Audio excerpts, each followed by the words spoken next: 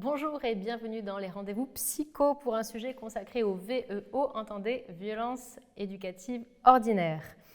En 2019, un texte de loi interdit les gifles, fessées et toute forme de violence éducative ordinaire. Les violences physiques mais aussi psychologiques sont donc totalement proscrites. Pourtant, de nombreux parents, sans le savoir ni le vouloir, utilisent des violences éducatives ordinaires. Comment les identifier? Quelles conséquences pour l'enfant? Qu'en disent les neurosciences et comment éviter les VEO? Avec nous, Jean Dorido pour en parler. Jean, bonjour. Bonjour Émilie. Docteur Jean Dorido, puisque vous êtes donc docteur en psychologie. On peut le dire, c'est vrai. On peut le dire.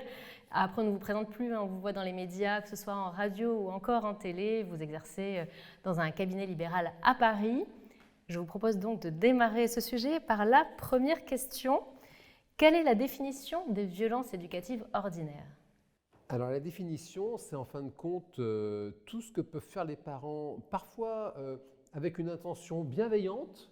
C'est important vraiment de le rappeler. On n'est pas dans la maltraitance caractérisée. Ce sont des parents qui vont être aimants, qui vont vraiment avoir envie de rendre service à leur enfant d'un point de vue éducatif et sans s'en rendre compte, eh bien, ces parents vont s'engager dans un comportement violent pour l'enfant, parce que c'est très important, même si on le sait d'un point de vue cognitif, c'est vraiment important de se souvenir en permanence qu'un enfant n'est pas un adulte en miniature, il ne comprend pas les choses comme peuvent les comprendre un adulte. Et donc, typiquement, vous l'avez dit, vous savez, ces tapes, on voit parfois des parents qui veulent rendre service, ils font une petite tape sur la main même d'un bébé. Non, il ne faut pas faire ça. Mais ça, c'est une violence éducative. Alors, pourquoi ordinaire? Parce que très souvent, les parents, précisément, ne réalisent pas que c'est violent, ne réalisent pas que c'est un traumatisme pour l'enfant. Et très souvent, les parents ont eux-mêmes vécu ce genre de choses. Donc, c'est pour ça que la dénomination, la terminologie, c'est devenu violence. Parce que c'est violent, une tape sur la main. Imaginez d'ailleurs, petite parenthèse, un adulte. Imaginez votre boss, votre collaborateur qui va pour prendre un stylo, petite tape sur la main, attention, tu recommences, tu vas au coin. On dit ça va pas la tête. On n'accepterait pas. Quand même. On n'accepterait pas. On dit ça va pas la tête quand même. T'es pas bien là quand même. Et typiquement, c'est en fin de compte tout ce qu'un adulte va s'autoriser vis-à-vis d'un enfant qu'il ne s'autoriserait jamais avec un autre adulte, eh bien, ça rentre dans ce champ des violences parce que c'est violent, une tape sur la main.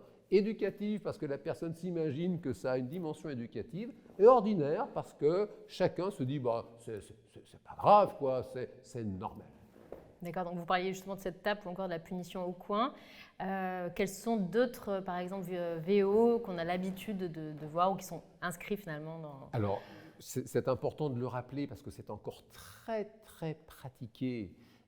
C'est ce que je vois avec mes clients, avec mes étudiants quand j'enseigne chaque année et que je fais des petits tests à main levée, tout ce qui est violence physique. Voilà, c'est important de le dire jamais assez. On ne tape pas un enfant, on peut même élargir, on ne tape pas les personnes qu'on aime en général. Déjà, à mon échelle, de ne pas taper, quand même. Si on commence à taper, c'est quand même pas bon, de point de vue relationnel. Et a fortiori, on ne tape pas les personnes qu'on aime, et donc on ne tape pas un enfant, que ce soit une tape sur la main, que ce soit une gifle, que ce soit une fessée, ça ne se fait pas, vous l'avez très bien rappelé, c'est interdit de toute façon maintenant, et c'est très bien que ce soit interdit, donc ça intègre donc toutes les violences physiques, des violences psychologiques aussi, même parfois pour bien faire. Non mais tu vas pas t'habiller comme ça, t'es ridicule, c'est ridicule. Ou alors, papa n'est pas content, maman n'est pas contente, c'est très mal ce que tu as fait. Si vous voulez, même si l'intention est encore une fois bonne, eh bien tout ça, ça va blesser l'enfant, ça va lui faire croire qu'il n'est pas quelqu'un de bien, tout ce qui peut être humiliant. Non mais attends, mais franchement, mais n'importe quoi. Vous voyez, un enfant qui n'a pas compris n'importe quoi. On voit parfois des parents qui secouent leur enfant. Non mais ça suffit maintenant, on le secoue comme ça. Non, il ne faut pas faire ça. Enfin, c'est violent, quoi. C'est proscrit. Et alors Jean, pourquoi les parents ont recours justement au VEO? Est-ce qu'ils ont une sorte d'héritage en matière d'éducation? Alors sans doute, il y a une dimension. Alors d'ailleurs, on parle des parents, on peut rappeler qu'il n'y a pas de métier plus difficile sur Terre que le métier de parent, ça c'est important. On veut tous bien faire. On veut tout le monde veut bien faire. s'il y avait une formule magique pour avoir des enfants heureux, épanouis, bon, bah, ça se saurait. Donc ça, c'est important de le rappeler, quoi, de ne pas culpabiliser. Et oui, encore une fois, vous avez raison, Émilie, il y a très très souvent une espèce de transmission un peu héréditaire. C'est un fait que, pour des raisons diverses, l'éducation jadis, elle était dure, elle était violente. Peut-être après la guerre aussi, peut-être Oui, ça après un la petit peu guerre, avant la influencé. guerre, ben oui, Ouais. on revoit même parfois des vieux films en noir et blanc, même les instituteurs, il y avait ces fameux coups de règle sur les doigts. Aujourd'hui, on dit mais ça ne va pas à la tête. Il n'y a pas si longtemps que ça, on croise encore des personnes âgées qui ont connu ça, qui ont connu des coups de règle sur les doigts, parce qu'il y avait, si vous voulez, une espèce d'idée de darwinisme social, la sélection naturelle, quoi. Bon, qui était une réalité. Il y avait beaucoup de mortalité infantile, hein, on a heureusement beaucoup progressé sur le sujet. Il y avait cette idée de la sélection naturelle, quoi. Ce sont les plus durs, les plus résistants qui survivent. Bon, bah, tant pis pour les autres. Et beaucoup de personnes ont été élevées comme ça, avec amour, parce que c'est ça qui est parfois compliqué, qui fait un peu bugger le cerveau, c'est que des personnes ont pu recevoir des éducations de parents très aimants, et qui étaient durs, qui les frappaient, qui les punissaient, et du coup, il y a cette espèce d'idée de dire, écoute, moi je suis passé par là, finalement, ça m'a rendu service. Je m'en suis pas mal sorti. Je m'en suis pas mal sorti, ça m'a fait du bien, ça m'a aidé à grandir, donc je vais faire pareil. Et aujourd'hui, vous l'avez dit, Émilie, c'est vrai qu'on a quand même de plus en plus de recherches en psychologie, en neurosciences, et puis on mesure ce qu'on ne mesurait pas jadis, et les savants d'aujourd'hui se rendent compte qu'en fait, non, ça, je veux dire, toute chose égale par ailleurs, eh bien, un enfant qui subit des violences éducatives ordinaires, eh bien, plus tard, il va moins bien, il est un adulte qui va moins bien que le même enfant qui n'aurait pas subi toutes ces violences éducatives ordinaires. Et cela entraîne justement ma prochaine question. Quelles sont les conséquences justement pour un enfant, donc peut-être vraiment dans la petite enfance, après à l'adolescence et à l'âge adulte? Mais alors typiquement, si on reprend la violence physique, c'est quand même un gros morceau. Hein, encore une fois, on ne parle pas de maltraitance qui est effrayant, bon, qui existe, qui est quand même un vrai problème, la maltraitance des enfants. Maintenant, si on va dans des familles, on va dire, qui ne dysfonctionnent pas, bon, les enfants ne sont pas placés, voilà, ils vivent avec les parents, et on envisage la violence physique, parce que ça on l'entend encore aujourd'hui, une petite fessée, ça n'a jamais tué personne. Bon, il y a cette idée, vous savez, que si quand même je corrige mon enfant quand il sort du cadre, quand il ne respecte pas la règle, plus tard, ça fera quelqu'un de bien qui respectera les principes. C'est tout le contraire. C'est-à-dire qu'aujourd'hui, parce qu'on a des études longitudinales qui sont faites, eh bien les enfants qui sont corrigés physiquement à coups de fessée, statistiquement, il y a plus de risques qu'ils deviennent plus tard des loupards, des personnes qui enfreignent les règles, qui se marginalisent, plutôt que d'autres qui voilà, ont échappé à ces violences-là. Ça, c'est un exemple. Après, encore une fois, n'allez pas culpabiliser parce que ça peut arriver à tout le monde, et ça arrive sans doute à tout le monde de basculer dans la VEO parfois, simplement quand c'est répété, hein, quand ces VEO sont répétés, oui, ça fait des adultes qui vont être plus sujets à la dépression, aux troubles anxieux, parfois à la toxicomanie, aux addictions, problèmes de tabac, problèmes d'alcool. Donc c'est vrai que ça ne, encore une fois, toutes choses étant, si on imagine que toutes les choses sont égales par ailleurs, eh bien les VEO, ça retire, je dirais, ces fameuses cartes qu'on a en main à la naissance. On a une inégalité à la naissance. Maintenant, toutes choses égales par ailleurs, les mêmes cartes en main à la naissance, les VEO vont retirer des atouts aux futurs adultes. D'accord, effectivement, on en a maintenant la preuve. Qu'en disent les neurosciences? Les neurosciences, déjà, alors elles ont découvert plein de choses ces dernières années, puis ça continue, c'est sensationnel, parce qu'aujourd'hui, on voit dans le cerveau. Donc pour les psychologues, les neuropsychologues, les neuroscientifiques, les neurologues, c'est absolument extraordinaire. Donc déjà, les savants ont compris que le cerveau du nouveau-né et de l'enfant, ça n'est pas, encore une fois, un cerveau d'adulte en miniature. Il n'est pas terminé. Et donc, typiquement, c'est difficile même à imaginer, c'est Saint-Exupéry qui disait « tous les adultes ont d'abord été des enfants, mais peu d'entre eux s'en souviennent ». C'est vrai en fait. On ne peut plus imaginer, et sûrement tant mieux parce que si vous voulez, si on regarde le sujet des émotions, eh bien, je peux vous dire, Émilie, les adultes que nous sommes, on peut imaginer que nous sommes des personnes tout à fait raisonnables et équilibrées. on ne serait plus capable, vous et moi, de vivre les émotions que nous avons traversées étant bébé. On deviendrait fou. Parce qu'un bébé, les émotions qu'il ressent, il y a quoi devenir cinglé. Il n'y a pas de filtre, c'est ça? C'est-à-dire que tout est, je ne sais pas quel facteur prendre, fois 1000, fois 100 000.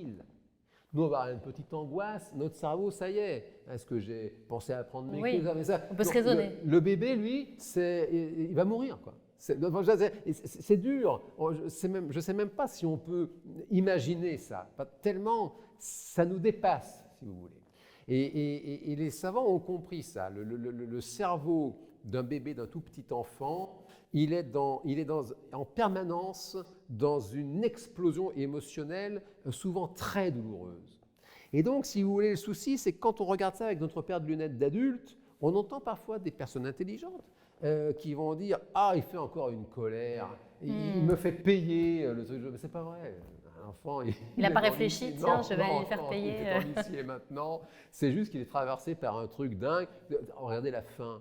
Bon, ben nous, là, si on a faim, on n'est pas à une minute près. Un enfant, lui, c'est une angoisse de mort, quoi. On entend tous les bébés, ils sont en train de hurler comme ça parce qu'ils ont faim. Et le piège, c'est de dire, écoute, tu pourrais quand même faire un effort. Hein, c'est pas l'heure. T'as quand même maintenant 6 mois à passer, hein, tu peux comprendre. Non, il est dans un truc comme ça. C'est immédiat. C'est ça qu'ont compris les neurosciences. Le cerveau de l'enfant, il n'est pas terminé, il n'est pas mûr. Et ils ont compris un autre point majeur, c'est que les doses de stress, vous savez, le cerveau fait notamment du cortisol sous stress. Eh bien, si le stress est trop fréquent et trop fort, eh bien, le cerveau ne se développe pas. Oui. Et vous savez, ça on le voit dans les cas de maltraitance. Ça supprime des neurones, je crois, quelque chose comme ça. Le cerveau ne se développe pas bien. Et on le voit, là, cette fois-ci, dans la maltraitance sévère, c'est affreux, des enfants qui, je dirais, restent bloqués. Leur cerveau ne se développe plus. Vous avez après des adultes qui sont restés bloqués. Oui, avec des difficultés d'apprentissage, de concentration. À l'âge de 5-6 ans, parce que des tortionnaires les ont martyrisés et le cerveau, il ne se développe plus, il est bloqué. C'est irréversible. La maltraitance, c'est irréversible. Ouais. Et alors, justement, que peut-on proposer de différent en matière d'éducation pour aller contre ces VEO? Un exemple concret, par exemple, des exemples qu'on peut entendre. Un exemple concret, déjà, il ne faut pas taper. Donc déjà, il ne faut pas taper. Donc déjà, pardon, je sais bien que la nature a horreur du vide.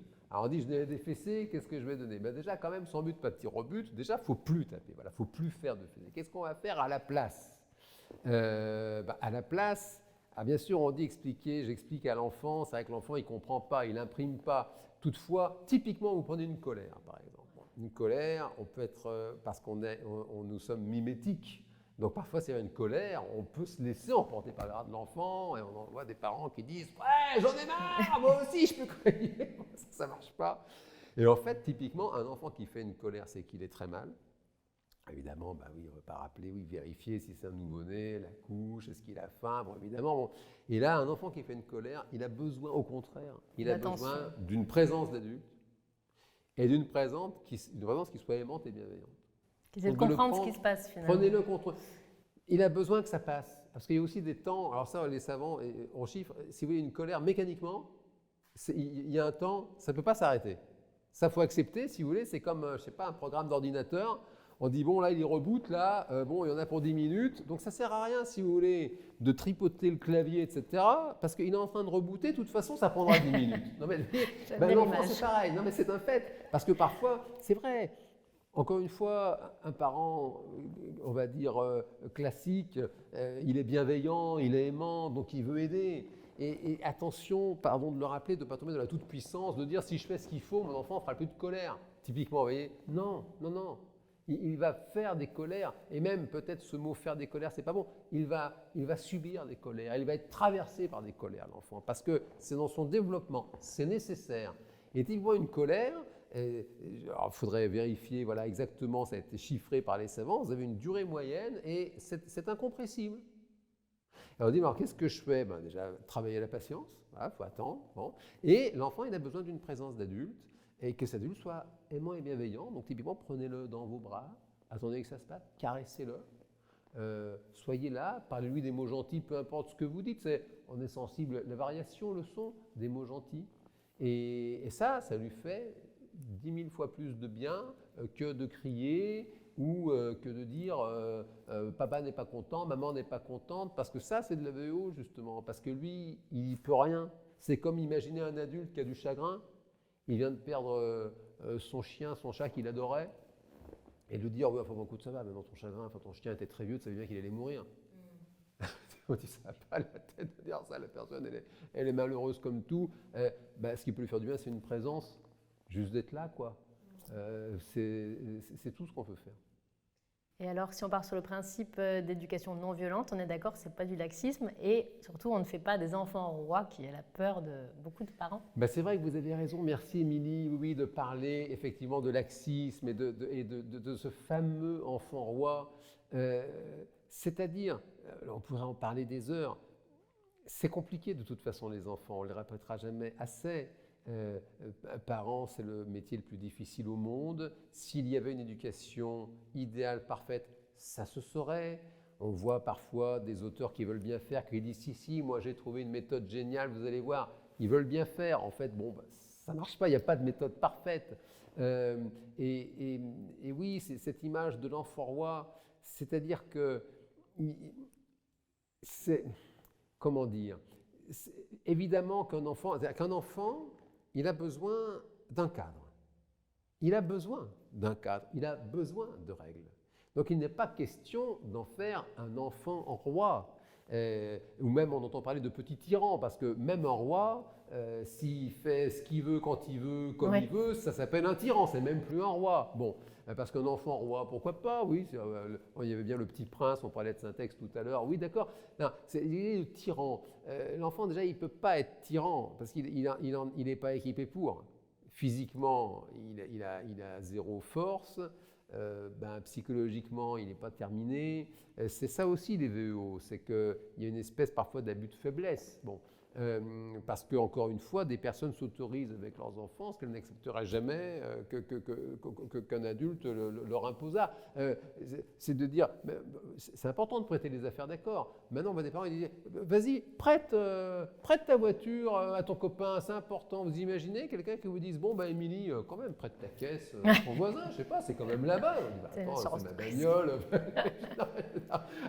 C'est quand même, encore une fois, c'est vraiment. Et donc, précisément d'envisager que l'enfant n'est pas un adulte en miniature et en même temps de toujours refuser de lui imposer ce qu'on refuserait pour soi, ça n'est pas du tout d'en faire un enfant roi, au contraire, c'est justement de le laisser à sa place d'enfant qui a besoin d'amour, de bienveillance, de protection, parfois d'explication quand il est accessible à un niveau de compréhension selon son âge. Il a besoin de comprendre. Nous aussi, on le voit bien dans les cours de management, c'est fini le management 19e siècle, mais écoutez, maintenant, c'est comme ça. Voilà, vous n'êtes pas content, c'est la porte. On dit, ça ne va pas la tête de manager comme ça.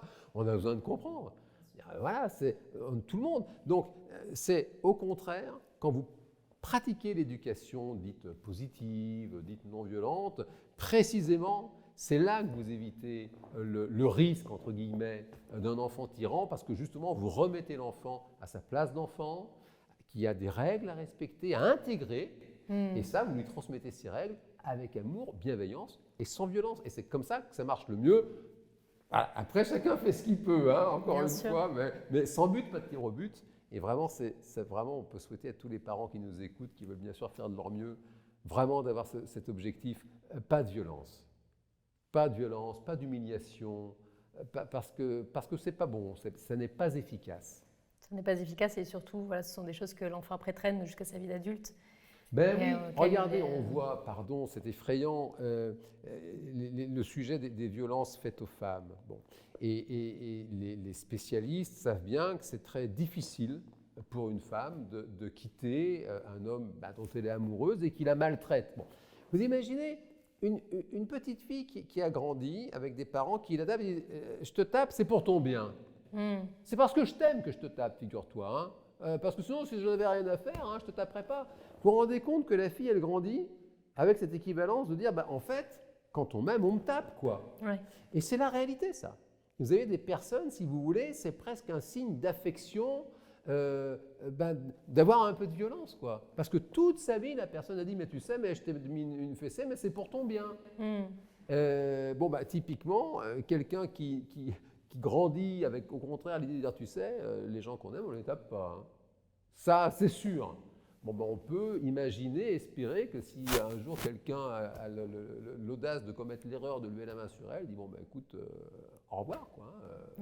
Content de t'avoir connu ou pas d'ailleurs, et puis on passe à autre chose parce que ça ne se fait pas. Enfin, on ne va pas taper quelqu'un et encore moins quelqu'un qu'on aime. Et de manière générale, je crois justement que cette éducation positive qui est utilisée dans les pays nordiques depuis déjà très longtemps, et je sais qu'ils ont moins de taux de délinquance, par exemple, parce que de fait, on grandit moins dans la violence, on a moins justement ce concept d'obtenir les choses par la force, ou voilà, je crois que ça peut même se répercuter au niveau sociétal, entre guillemets. Complètement. De toute façon, si on revient dans la bonne psychologie, il y a souvent beaucoup de bon sens. On a tous ces images de quelqu'un, une personne vous lui cognez dessus en permanence, déjà la personne elle devient cinglée, parce qu'à force de se faire cogner dessus, même si on regarde d'autres mammifères, regardez ces chiens soi-disant d'attaque, vous avez des maîtres qui les martyrisent, engorgés, le chien il devient fou. Bien sûr. C'est normal. Et derrière, on le dit, c'est une bête sauvage. Alors, après, bien sûr, le piège, parce que ça c'est différent. Non, c'est pas différent. C'est intéressant de se souvenir que la violence, c'est un continuum. Alors, il y a des extrémités. Voilà. Et on est sur un curseur. Voilà. C'est même difficile d'envisager une relation sans aucune violence. Enfin, ça peut être un concept. Maintenant, il peut toujours y avoir une forme de violence. Simplement, c'est un continuum. Alors, il y a l'ultra-violence, les coups et blessures, la maltraitance caractérisée sordide. Il y a cette espèce d'idéal, où chacun se respecte, s'aime, se parle, dit quand il n'est pas OK, tout ça dans une atmosphère bienveillante. Et puis, et entre les deux, c'est un continuum.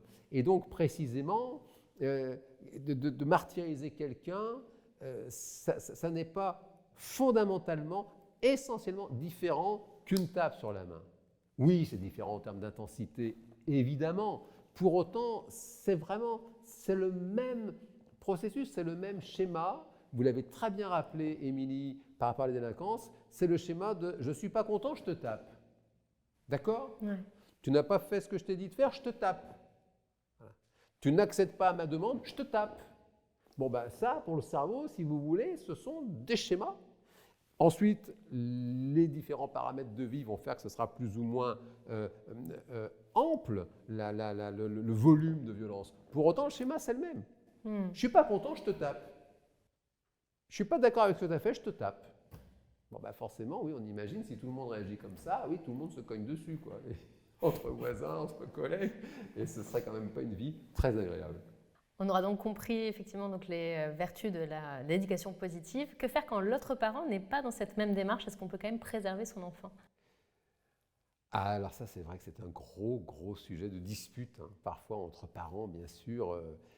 Dans un monde idéal, on aurait tendance à dire c'est l'occasion pour les futurs parents d'en parler avant, évidemment. En même temps, ça c'est un fait qu'on ne peut jamais prédire le papa, la maman que deviendra la personne aimée quand on fait un premier enfant. C'est-à-dire que ce qui marche le mieux quand même, là, pardon, de faire vraiment le psychologue, je dirais vraiment pavlovien, ce qui marche toujours, c'est le dialogue. Donc il y a un désaccord. À ce moment-là, c'est important que les parents en parlent pour justement réussir à trouver un consensus sur l'essentiel. C'est-à-dire que l'idée de dire je vais protéger mon enfant des VO de mon partenaire, non, ça c'est pas satisfaisant. C'est quand même plus enthousiasmant de se dire je vais en parler. On va en parler, c'est de avec faire mon partenaire de vie pour qu'on réussisse justement à trouver quelque chose de consensuel, parce que encore une fois, les deux veulent le bien de l'enfant. Et simplement, ils ne sont pas d'accord sur le chemin pour y accéder. Bon, bah, c'est au contraire, c'est l'occasion de se parler, c'est l'occasion justement d'échanger encore davantage, de resserrer les liens entre parents, et on y arrive toujours. Du moment qu'il y a de la bonne volonté de part et d'autre, on y arrive évidemment toujours. Justement, dernière question. Quand on a soi-même subi ces VEO, est-ce qu'on peut en sortir, éviter de reproduire ce schéma? Alors ça, évidemment, oui, ça c'est sûr. C'est d'ailleurs, il est temps d'en finir avec cette espèce d'idée que la maltraitance traversée dans l'enfance produirait de la maltraitance plus tard. C'est pas vrai.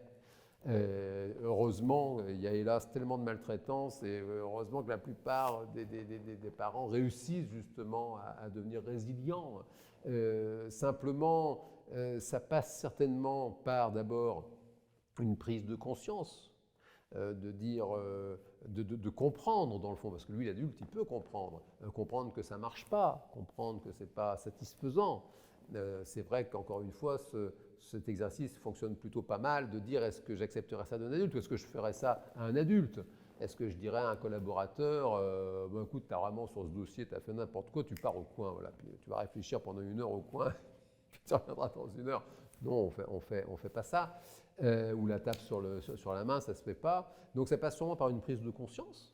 Et dès lors que la personne est lucide et qu'elle est pleine de bonne volonté pour éviter, sûrement elle le refera, sûrement ça lui échappera. Pour autant, même son intention sera différente, et les enfants ressentent beaucoup plus qu'ils ne comprennent.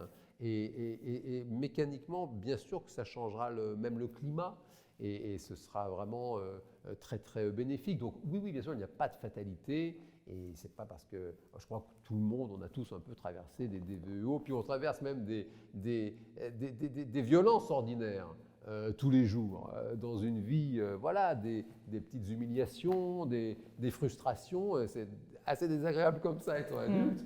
Donc, tâchez de protéger les enfants de tout ça, au moins des parents, et à l'école, on n'en a pas parlé, il y a tellement de VEO à l'école. La crèche, l'école, il y a encore beaucoup de choses à faire, oui, vraiment. Donc, il y a du boulot, certes, et en même temps, voilà, c'est évidemment possible. Merci beaucoup, Jean, de nous avoir éclairé sur ce sujet. Et bien sûr, si vous rencontrez des difficultés en termes d'éducation, ou si vous souhaitez éviter de reproduire un schéma dont vous avez souffert ou peut-être souffrez encore aujourd'hui, n'hésitez pas à consulter un professionnel. C'est ce que vous proposez, Jean, par exemple, hein, en cabinet. Vous proposez justement ce genre d'écoute et de conseils? L'écoute, évidemment, toujours. Après, on ne va pas se mentir, j'ai beaucoup plus de demandes de clients qui viennent me voir parce que ces personnes aimeraient guérir de traumatismes subis dans l'enfance. Ça, c'est un fait, que des personnes qui viennent me voir en me disant « voilà, j'ai du mal à m'en sortir avec mon enfant, aidez-moi ». Ça existe maintenant en proportion. C'est vrai que mon job de psychologue indépendant, c'est beaucoup plus tenter de guérir des blessures du passé, ce qui est toujours possible aussi. Maintenant, oui, vous avez raison, Émilie, se faire aider, tout ça, se faire accompagner par des professionnels, ça peut être des séances chez un psychologue, ça peut être la lecture d'un livre de qualité sur le sujet, parce qu'on en trouve, ça peut être un stage, un atelier. Encore une fois, du moment qu'il y a de la bonne volonté, du moment qu'il y a le désir de bien faire, ça y est, vous avez fait déjà 80% du job, et après, bon, ben voilà, vous terminez avec l'accompagnement d'une personne dont c'est le métier, bien sûr. Et toutes les informations pour rejoindre Jean dans le descriptif de cette vidéo. On vous ajoutera également peut-être quelques lectures si le sujet vous intéresse. Un grand merci à vous, Jean. Merci, Émilie. Merci de nous avoir suivis. À bientôt.